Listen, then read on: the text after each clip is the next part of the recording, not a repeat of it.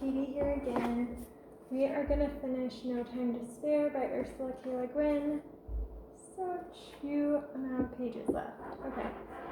First Contact, May 2011. I have seen many rattlesnakes. I have eaten fried rattlesnake, but only once have I ever been in contact with a living rattler. Though contact is not the word I really want, it is metaphorical and inexact. We did not touch. Maybe it was communication, though of a very limited kind, as communication between alien species is perhaps doomed to be. I have told the story often as a comedy, a story in which people behave ridiculously with a happy ending. Here it is. We were at the old ranch in the Napa Valley, and I was just about to sit down on one of the 1932 iron chaise lounges, carefully, because if you sit too forward towards the end, the whole unwieldy thing stands up and throws you off like a bronco, when I heard a noise I recognized. That was the first communication. It was the hissing buzz of the rattlesnake's rattles. Startled by my movements, it was heading off into the high grass, rattling away. About 15 feet away, it looked back, saw me looking at it, and stopped there, its head up and facing me, and its gaze fixed on me, as mine was fixed on it. I hollered for Charles. The rattler paid no attention. I believe they are deaf. I suppose they hear their own rattle as vibration in their body, not in the air. Charles came out and we discussed the situation, not calmly. I said, if he goes off into the high grass there, we'll never dare walk out in the pasture the whole time we're here. We thought we had to kill the rattlesnake. That's what you do, generally, in the country, at a place where little kids come and run around. Charles went and got the big, heavy, long-handled hoe my father called the Portuguese hoe, with which rattlers had been killed before by others, not by us.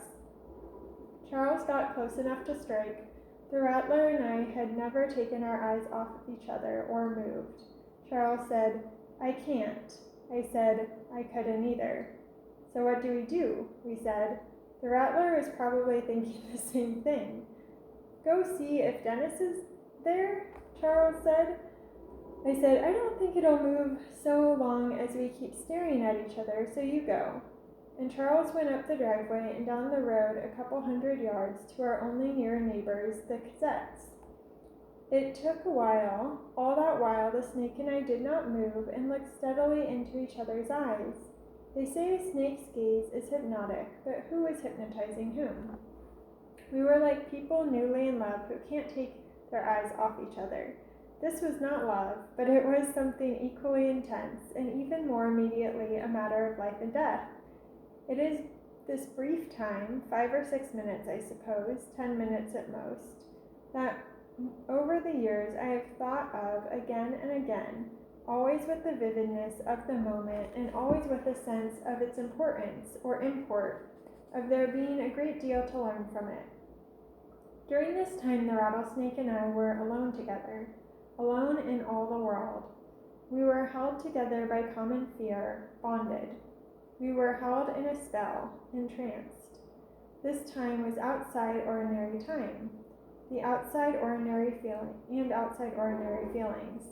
It involved danger for both of us, and it involved a bond between creatures who do not and cannot ordinarily relate to each other in any other way.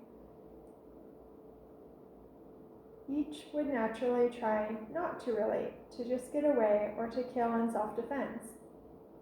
In all these respects, I think it isn't amiss to think of this time as sacred. The sacred and the comic are not that far apart, something the Pueblo Indians seem to know better than most of us do. Charles and Dennis came panting down the driveway with the big galvanized garbage can and a piece of semi-rigid white plastic tubing about 15 feet long. Dennis had the tube. He knew what to do because he'd done it before. A distinguished artist/author of children's books, he was a year-rounder in the valley, and his house was on a pretty little property which, before the house was built, we used to call Rattlesnake Clearing. The snake continued to look at me only, and I at it only, while Dennis set the garbage can down on its side with the opening facing the snake, maybe 20 feet from it and very visible to it. Then, coming quietly round behind it at full tube length, he flicked the end of the tube near its head. That broke the spell. I looked away from the snake at the tube, the snake looked away from me at the tube, and then flowed hurriedly away from the thing flicking about in the air behind it and made straight for the welcoming dark cave of the garbage can. It flowed right into it, at which Charles ran up to upend the can and clap the lid on. A mighty and wrathful commotion took place inside the can. It shivered and trembled and all but danced. We stood in awe and listened to the rage of a truly angry rattlesnake in an echo chamber. It finally quieted down. Now what? Anywhere a good ways away from the house. There's the millionaire up at the end of the road, said Dennis. I've turned several snakes loose up there. A pleasing thought. The millionaire was never there. Nobody lived on this lovely hilltop. Excellent rattlesnake territory. The three humans in the garbage can all got in the car and drove up the road, the snake in the can making some vicious criticisms and low hissing buzz along the way. At the end of the road, we got out and laid the can down, knocked the lid off with the invaluable plastic tube, and watched the split-second disappearance of the rattlesnake into 1,000 acres of wild oats. It was our garbage can, the one that still stands up at the top of the driveway where the garbage company can collect on Mondays. I have never looked at that can since, in all these years, without thinking of what it held once. A teaching, a blessing, may come in strange ways we do not expect or control or welcome or understand. We are left to think it over. The Lynx, November 2010. Last week, my friend Roger and I went out to Bend, the eastern Oregon city where a lot of retired people in search of sunlight and a dry climate have been settling since the 1990s. From Portland, the shortest road is over Mount Hood and through the vast Warm Springs Reservation. It was a bright, late October day with the big broadleaf maples making masses of pure gold in the evergreen forests. The blue of the sky got more intense as we went down from the summit into the clear air and open landscapes of Oregon's dry side. Bend is named, I guess, for the bend of its lovely river in which it sits.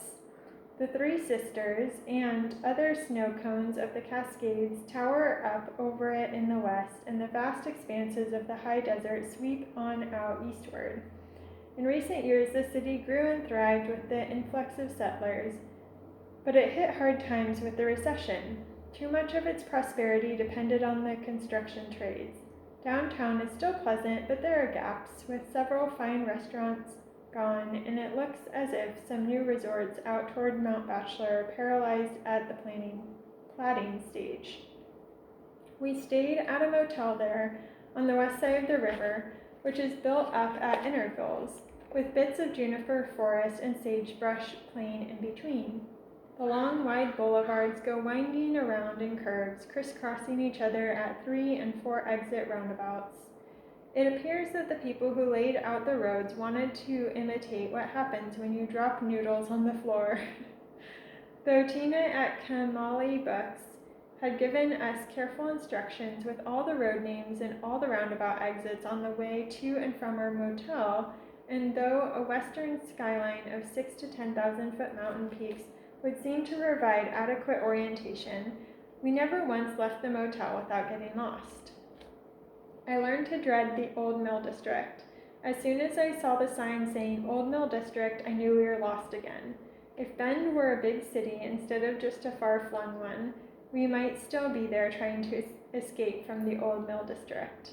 Roger and I were there to do a reading and signing of our book out here at the bookstore Friday evening and at High Desert Museum Saturday afternoon. The museum is on Highway 97, a few miles south of town. A bit farther on is Sun River, one of the earliest and biggest resort developments.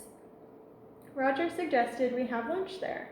Given the money that flows through those residential resorts, I was expecting something on the gourmet side, but the bar and grill served the same huge piles of heavy food that you get at a bar and grill anywhere in America, where the idea of a light lunch is a pound or two of nachos.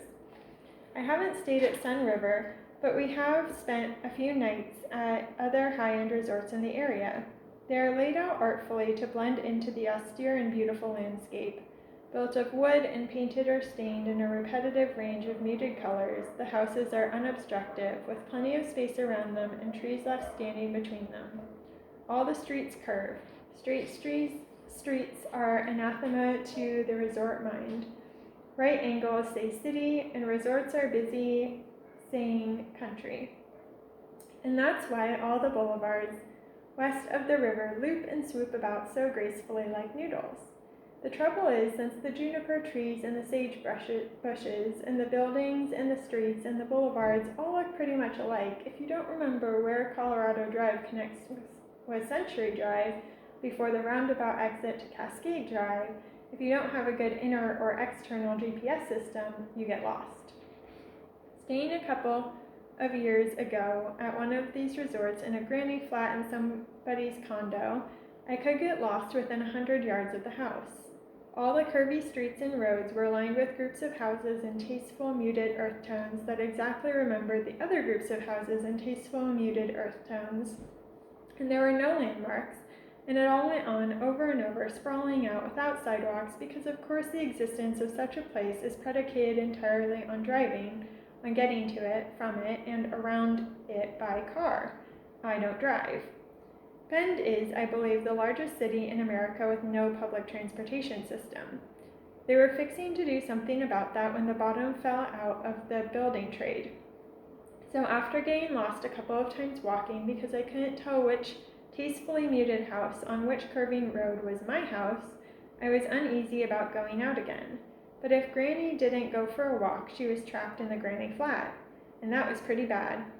When you first walked in, you thought, oh, very nice, because the whole inner wall was a mirror, which reflected the room in the big window, making it look large and light.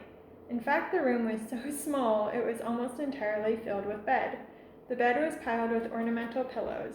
I counted them, but have forgotten how many there were. Say 20 or 25 ornamental pillows and 4 or 5 enormous teddy bears. When you took the bears and the pillows off the bed, so you could see the bed, there was no place to put them but on the floor around the bed, which meant there was no floor space, only pillows and bears. There was a tiny kitchen on the other side of the divider, no desk, no chair, though there was a blessed window seat to sit in, with a big view of trees and sky. I lived in the window seat, making my way through the bears and pillows when it was time for bed. A door which could not be locked led down a corridor to the owner's apartment, which was occupied. I put my suitcase and 8 or 10 pillows and the hugest, most obese teddy bear against the door as a barrier against absent-minded intrusion by my unknown host. But I didn't have any real faith in that bear. Roger and I kept passing that very resort on our noodly way to refinding our motel, and winced every time I saw it, afraid we might somehow get into it and get lost in it again. I feel vaguely guilty about preferring a mere motel to a carefully planned upscale residential resort. But the guilt is vague, while the preference is clear and categorical. I like motels. Exclusivity isn't my bag. Gated communities are not communities in any sense of the word, I understand. I know that a great many of the people who own or timeshare or rent places in these dry-side resorts go there not for the exclusive company of other middle-class white people, but for the marvelous air and light of the high desert and forests and ski slopes, the spaciousness and silence. I know, that's fine. Just don't make me stay in one, especially not one equipped with giant teddy bears. But all this is merely preparation for getting to the Lynx. The Lynx lives in the High Desert Museum. Briefly, when he was a kitten, somebody pulled out his claws. Declawing a cat is the same as pulling out a human being's fingernails and toenails or cutting off the last joint in each finger and toe. When they pulled out his 4 great cat fangs, then they pulled out his 4 great cat fangs. Then they pretended he was their itty-bitty kitty. Then they got tired of him or got scared of him and dumped him. He was found starving. Like all the birds and animals at the High Desert Museum, he is a wild creature who can't survive in the wild. His cage is inside the main building. It is a long enclosure with 3 solid walls and 1 glass wall. It has trees and some hiding places and is roofless, open to the weather and sky. I don't think I'd ever seen a lynx when I first met him. He's a beautiful animal, chunkier and more compact than a mountain lion. His very thick, dense fur of a honey buff color has a flowing scatter of dark spots on legs and flanks and goes pure white on belly, throat, and beard. Big paws, ever so soft looking, but you wouldn't want to be at the receiving end of one of those paws, even if its fierce, hooked weaponry has been torn out. Short tail, almost a stub. When it comes to a tail, the mountain lion has it all over the lynx and bobcat. Lynx ears are rather queer and charming. With a long tip, his right ear is a bit squashed or bent. A big, squarish head with the calm, enigmatic cat smile and great gold eyes. The glass wall doesn't look like one-way glass. I've never asked about it. Is he aware of the people on the other side of the glass? He doesn't let them know it, if he is aware of the people. He gazes out sometimes, but I have not seen his eyes catch on anything or follow anyone on the other side of the glass. His gaze goes right through you. You are not there. He is there. I found and fell in love with the lynx during the last evening of a literary conference a couple of years ago. The writers of the meeting had been invited to a banquet at the museum to meet and mix with people who supported the conference with donations. This kind of thing is a perfectly reasonable attempt to reward generosity, though knowing what writers are like, it must often be terribly disappointing to the donors. It is also an ordeal for many of the writers. People like me who work alone tend to be introverts and indeed uncouth. I think that's right. If piano is the opposite of forte, graceful chit-chat with strangers is definitely my piano. During the hours of wine and cheese before dinner, all the donors and writers milled about the main hall of the museum talking. Being no good at milling and talking and noticing a corridor off the main hall with no people in it, I sneaked off to explore it. First I found the bobcat, who must wake up now and then, though so far I've only seen him asleep. Then, getting farther away from the chatter of my species, going further into the dimness and silence, I came on the lynx. He was sitting gazing out into the dimness and silence with his golden eyes. The pure gaze of the animal, Rilke called it. The gaze that is purely gaze, that sees through. For me, at that moment of feeling inadequate and out of place, the unexpected, splendid animal presence, his beauty, his perfect self-containment, was refreshment, consolation, peace. I hung out with the lynx until I had to go back to the Bandarlog. At the end of the party, I sneaked back for a moment to see him again. He was sleeping majestically in his little treehouse, great soft paws crossed in front of his chest. I had lost my heart for good. I saw him again last year when my daughter Elizabeth drove me around Eastern Oregon for 4 days, a grand trip of which I hope to put a record in words and pictures on my site if Elizabeth and I can goad each other into getting it together. She and I saw the displays and the otters and the owls and the porcupine and everything else at the museum, and ended in a long contemplation of the lynx. And last week, before the reading, while Roger was doing all the hard work getting the books to sign into the museum, I could spend another half hour with him. When I came, he was pacing about, very handsome and restless. If he had a tail that was worth lashing, he would certainly be lashing it. After a few minutes, he vanished through a big metal cap flap into some kind of back room not on view to the public. Fair enough, I thought. He wants some privacy. I went on to look at the live butterfly exhibit, which of course was lovely. The Oregon High Desert Museum is one of the most perfectly satisfying places I know. When I came back down the corridor, the lynx was sitting quite close to the glass, eating a largish bird. A grouse was my guess. At any rate, a wild bird, not a chicken. He had tail feathers hanging down from his chin for a while, which might have reduced his dignity in the eyes of beholders, but he does not acknowledge beholders. He worked at his bird with diligence and care. He discussed his bird, as they used to say of people eating lamb chops. He was quite absorbed in discussing it, lacking all 4 fangs. He was pretty much in the position of a human lacking incisors. He had to go at it sideways with his molars. He did this neatly.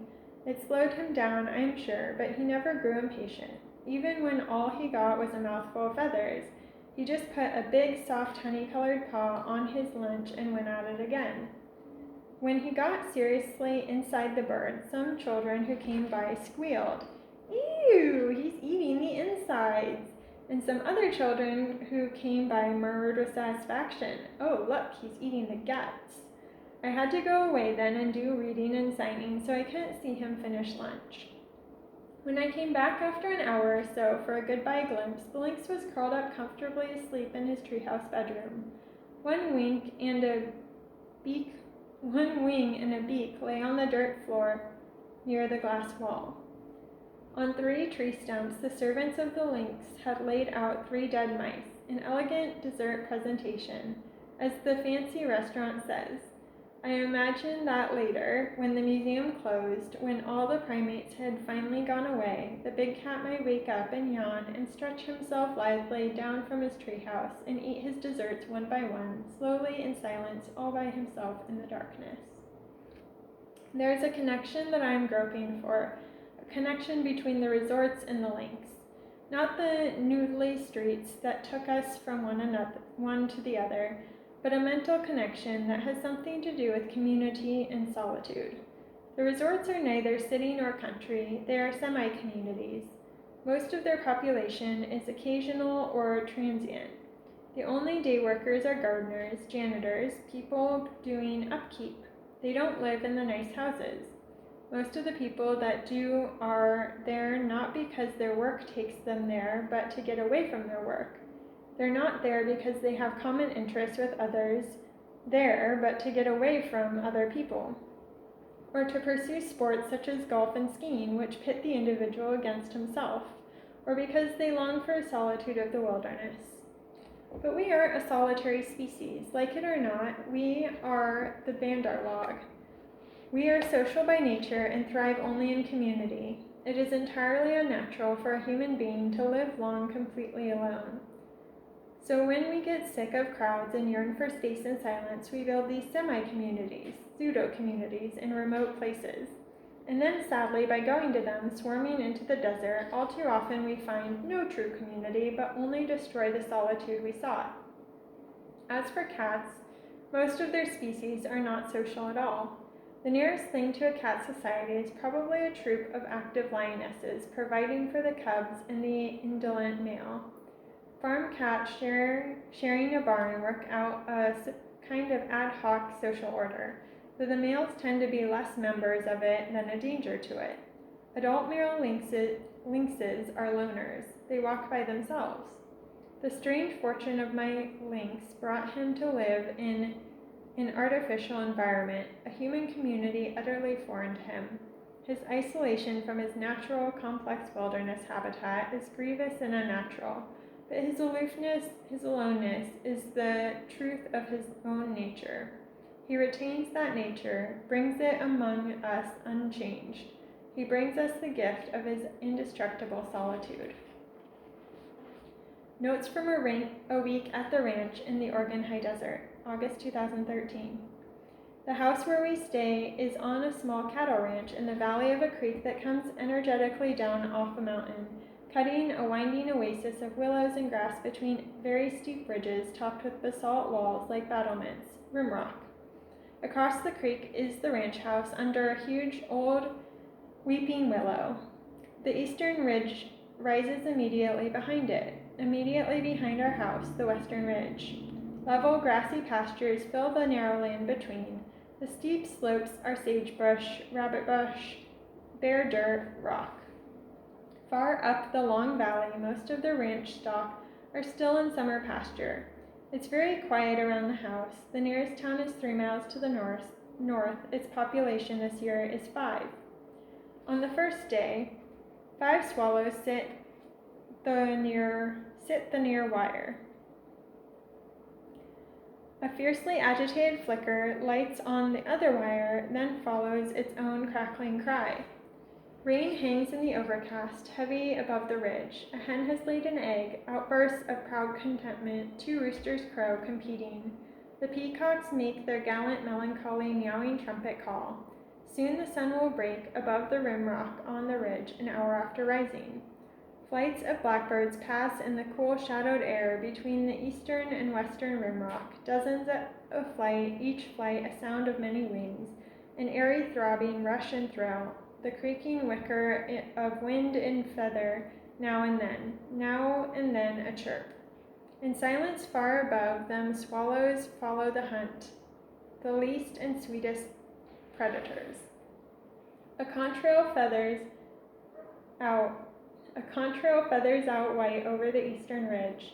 As my eyes begin to have to look away from the slow, intolerable brightening, I close them, and inside the lids I see strong curve of the ridge dark red, the darkest red, above it a band of green, the purest green. Each time I look and close my eyes again, the band of green grows wider, burning clear, unmitigated fire of emerald. Then at its center appears a circle of pale, unearthly blue. I open my eyes and see the source, the sun, one glance, and look down, blinded, humble, to the earth, the dull, black lava pavement on the path. The warmth of the sun is on my face as soon as its light is. After the tremendous thunderstorm of afternoon, tall shivering towers of rain that swept across the pastures, wind that writhed the great old willow like seaweed in the waves, after all that was over and the quiet dusk was filling up the air between the ridges, the horses got to frisking. The little roan and the 3 bays nipped and kicked, ran and reared, chest to chest. Even Darrell, old paint swayback boss, got into it, and the colts a bit. They teased, they galloped across the pastures, hooves drummed the wild music on the ground. They quieted down, drifting off north along the creek. Old Paint's white flank glimmered like fireflies in the willowy dark. In the night awake, I thought of them standing in the wet grass among the willows in the night. I stood on the doorstep in the deep night. Cloud veils crossed the blazing pavement of the firmament and passed. Above the eastern ridge, a shining blur. Pleiades. On the second night, all creatures woke, and the sleepless cricket was silent suddenly. The thunder spoke from ridge to ridge, from canyon to canyon, far then nearer. Darkness split wide open to reveal what it hides. Only for a moment can the eyes of the creatures see the world in that awful light. On the 3rd day, in the afternoon, the ravens of the western ridge flew with their children across the air between the ridges, calling in their language full of R's. The youngest talked a lot, the elders answered briefly.